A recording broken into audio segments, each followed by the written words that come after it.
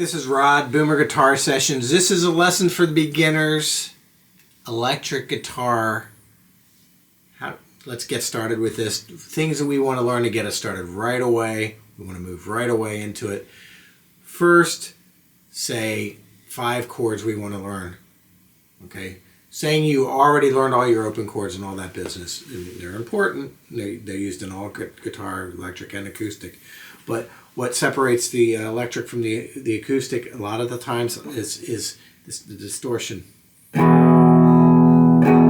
going to talk about power chords and open power chords. To be specific, open power chords are usually 1-finger chords, not always, but usually 1-finger chords.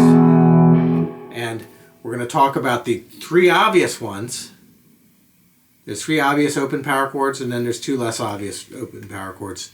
The less obvious ones we get via Malcolm Young of AC/DC, who is, if you don't know about AC/DC, Malcolm is the rhythm guitar player.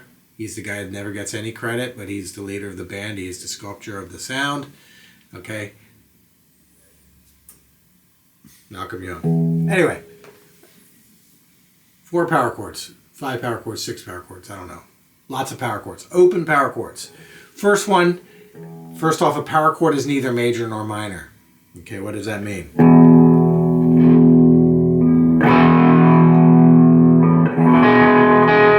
It doesn't have that happy sound. It doesn't have that sad sound. It's like, it's that in between, like it is the low notes to major, larger chords.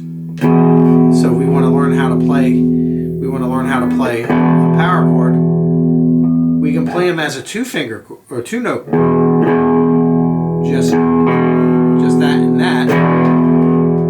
Or we can flatten that finger out. We can bar with that first finger, and that sounds thicker. So that is your E5 power chord. We call it E5. 5 means power chord in a chord chart, and the 5 is the 5th. This is your root, this is your 5th, this is your root. So we're just playing 1s and 5s. This theory will make sense someday.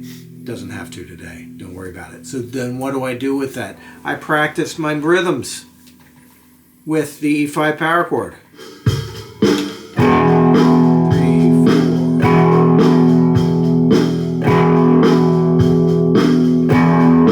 All right.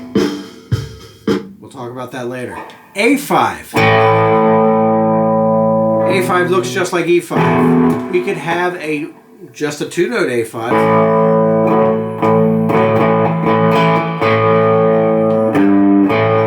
Or we could flatten it out, which means it makes it a 3-note chord. Alright? 3rd chord, D. D, 2-note D.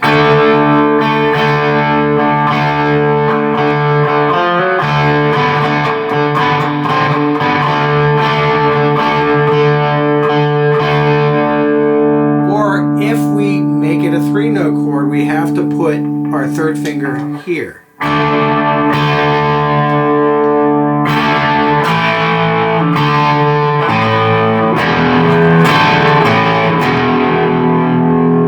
Important also, depending on what you listen to and what you like, your amplifier, and I was joking about this, is like I've been playing these PV bandits for 20 years or more now, and it's only in the last 4 months that I realized that there was a vintage switch on it. So you put the vintage switch on and roll back the amount of distortion, and voila, it doesn't sound like Van Halen. You got lots of tone, lots of different kinds of sounds.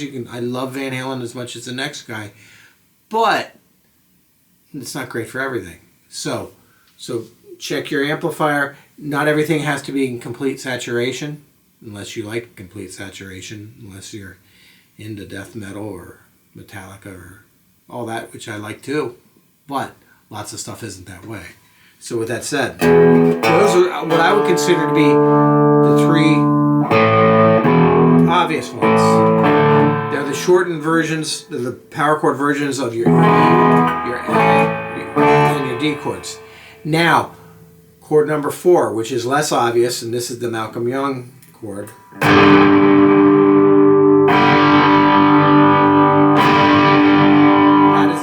Malcolm Young played a G chord a lot of the time. It almost feels like that.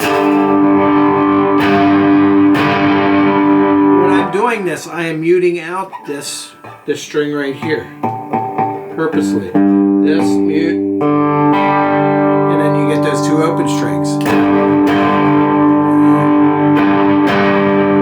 That's another thing. When you're playing power chords, you don't want to play. You don't want to play all 6 strings. You want to play the bottom strings, and it's like you're flicking water off your wrist.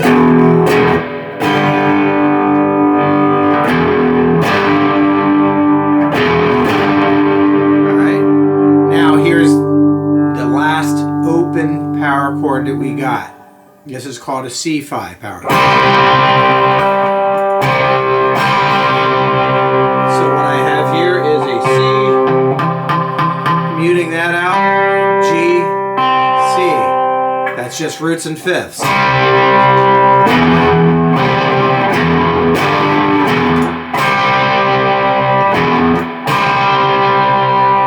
You mute that D, this finger is leaning against the neighboring string that mutes it out, and then that gives us a power chord sound off of another chord.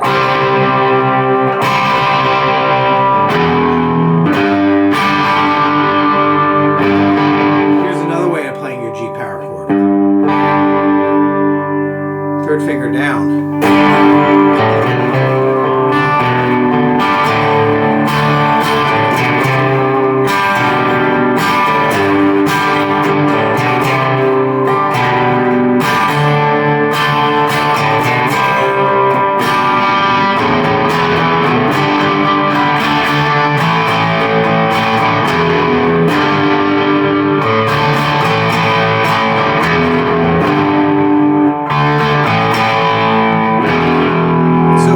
Familiar with those open power chords, practicing various different rhythms from your whole note rhythm and call it the line of rhythm.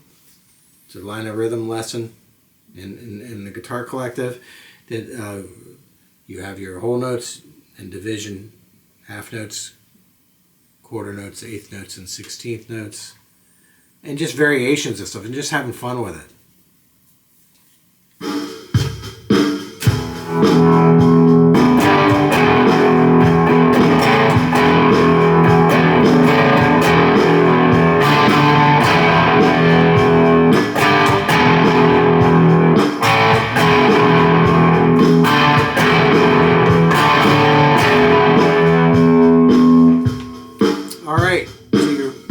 Power chords, 5 open power chords.